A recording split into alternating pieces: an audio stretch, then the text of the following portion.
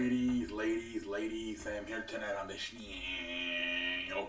Alright, so I'm just gonna do my more podcasts because I don't want this shit to like be super long. Anyways, I was gonna sit down and just wait until tomorrow, but I'm like, let's fucking do it right now. Anyways, so let's just talk about Monday Night Football first. That fucking game, man. Jesus Christ, man. What a game between the fucking Raiders and the fucking Chiefs, man.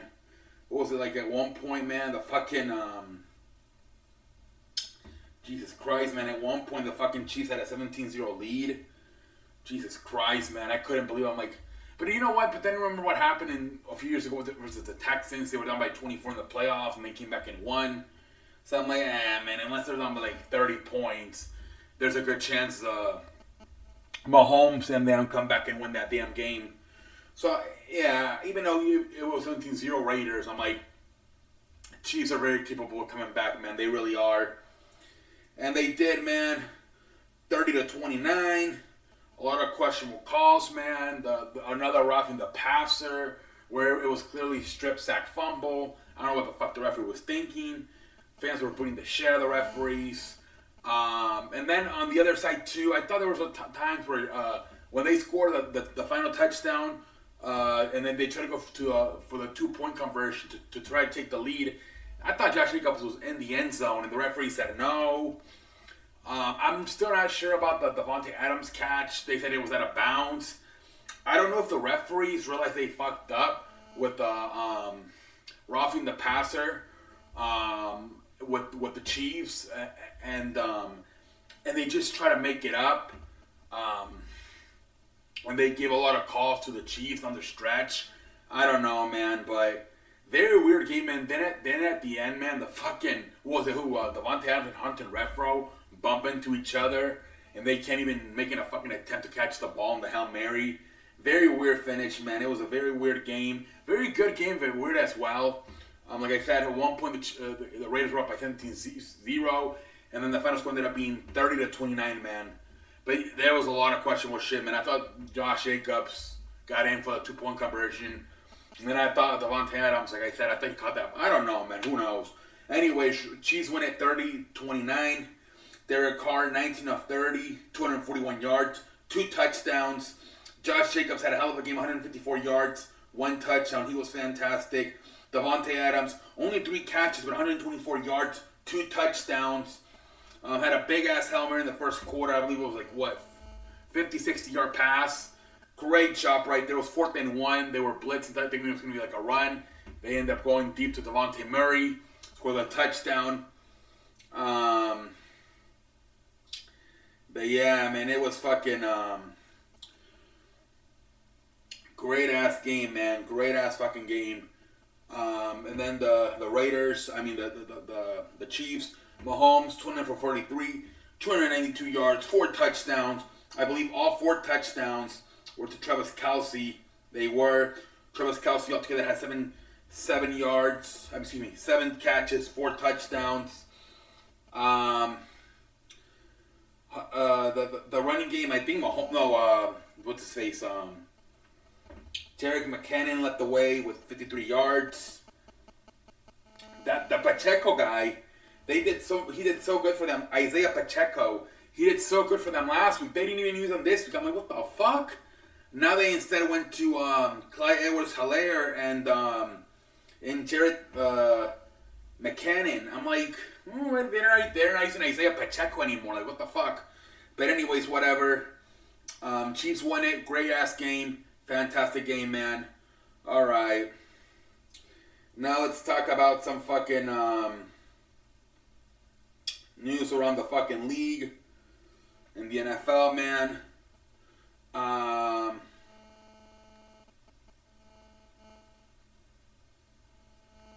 Let's see here. Fucking Troy Aikman was pissed off, man, at the call for roughing the passer on the Chiefs defense. I don't know about that shit, man. Really don't know, man. Richard Penny is having season-ending ankle surgery after the season, so the fucking Saints are going to pick up Tony Jones from the practice squad of the Saints. Ravens officially signed Andy Isabella from the fucking Cardinals. So nice help for Lamar Jackson right there, freaking Andy Isabella. Rivera, man, they asked him today, Ron Rivera, the coach of the Commanders, about how come the other teams are having a lot of success. The Giants, the Eagles, and the Cowboys, and they're not. He's like the quarterback. He pretty much kind of threw Carson Wentz under the bus. But then he said, if you look at teams that sustain success, they're able to build around a specific quarterback. Now we have a guy we think we have a chance to build around. The way he performed yesterday showed what he's capable of. We chose him because we believe in him.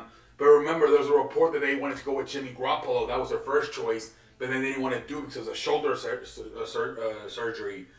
So Carson Wentz ain't even their first choice. I don't know, man. They might have to give a look at Sam Howell. They drafted him. I don't know, man. I don't think they like him a lot, Carson Wentz. Bengals wide receiver T. Higgins will be day today with a sprained ankle. So hopefully, that's not a good sign for them. Baker Mayfield, man, is out with a high ankle sprain.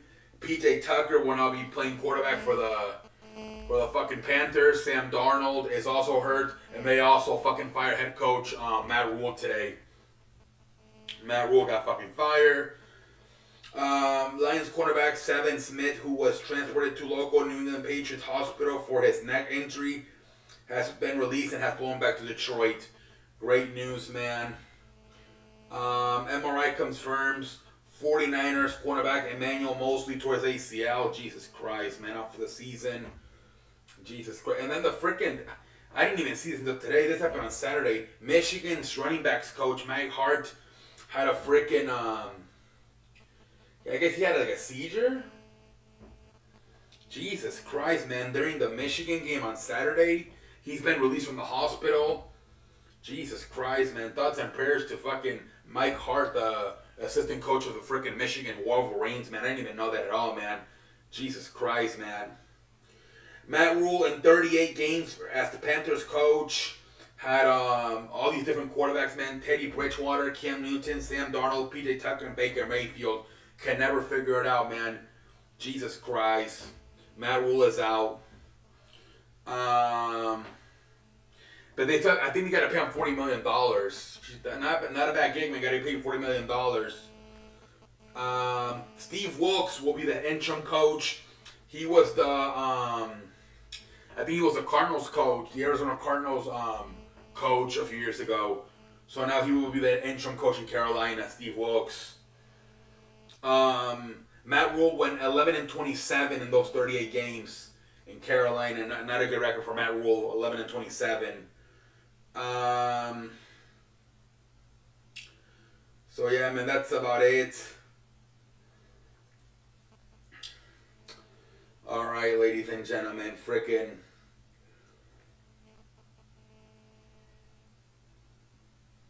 Let me see here.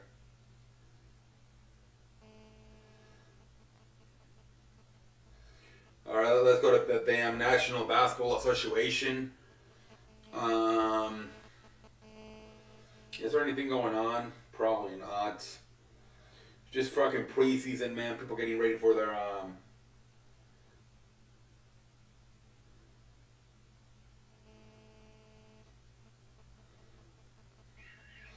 Yeah, I know. I think Stephen A. Smith reported that he thinks this is gonna be Draymond Green's final year in Golden State, and that he wants to go to the Lakers. That's what Stephen A. Smith said today. So I don't know about that, man. And then I guess the Wizards say Bradley Beal has COVID. Can that shit please go away, man?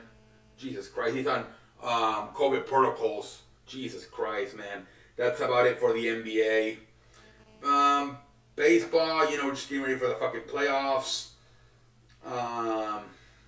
The Giants hired assistant general manager Pete Patula as their new general manager.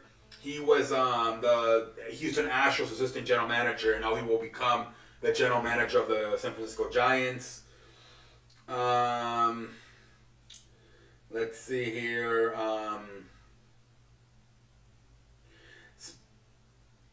And then we have the Braves extended Spencer Strider $75 million, 6 years, plus the final year's an option, $92 million. So I think it's $92 million, $75 million are guaranteed. Braves continue to extend their players, man. They continue to extend their players, man. And the fucking playoffs start tomorrow for baseball, man. I can't wait for the fucking playoffs to start tomorrow for baseball, man. Honestly, man. I cannot wait for the damn playoffs, man. We got the fucking Philadelphia Braves at 12 o'clock.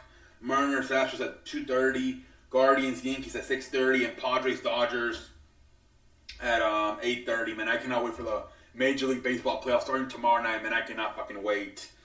All right, let's go to wrestling now.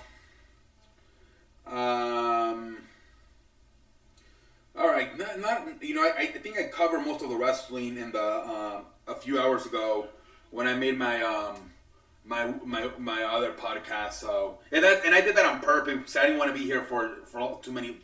There was so much shit that happened with wrestling over the weekend. So yeah, just pretty much saying overall, many people believe the Bray Wyatt return at Extreme Rules on Saturday was a success. They're saying a lot of the creatives are now starting to get information about this whole Bray Wyatt character. They didn't even have a lot of information because this was very top secret.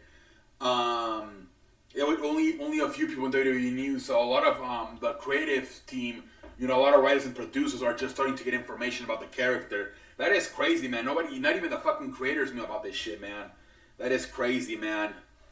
People are trying to figure out, like I said, who's part of this.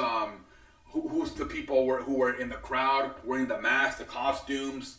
Liv Morgan, people from NXT, Alexa Bliss. People are wanting, shit like that. That was like Bo Dallas is back. Could he be part of it as well? Bo Dallas, maybe Bo Dallas is the Fiend since he's the brother. I don't know, but they're saying Bo Dallas is officially back with WWE. And a lot of people are wondering when Legado del Fantasma made their debut on SmackDown this past Friday, how come Elektra Lopez wasn't there? And they pretty much left her out. They pretty much said they changed their mind and they decided to call up all three of them except Lopez. And then they replaced with Selena Vega. So I don't know why. Maybe, who knows why they left Elektra Lopez out of there. Who knows why, man. And then I think I mentioned this earlier today on the podcast about Jon Moxley was the GWC champion, and he lost it on Saturday night. And the belief is for now he's done working with GCW. They're saying he could go back in the future, but they said I guess his now with his new contract he signed with AEW, his indies independent appearances are going to be limited. They're saying they're for sure not going to advertise them anymore. If anything, it'll be a last moment surprise for the fans there if he doesn't make any indie show appearances. Yeah, I think part of this too is getting older in age. Probably wants to enjoy time with his family. At this point, probably making so much money, he doesn't even need to work indie shows, honestly, man. He just does that because he wants to. But this guy, I'm pretty sure he made a lot of money. He will continue to make money just doing AEW. And he probably wants to spend time with his family, man. Yeah, man, honestly. Alright, well, that's about it. That's about it, ladies and gentlemen. Until next time, I'm all like a light. Thank you.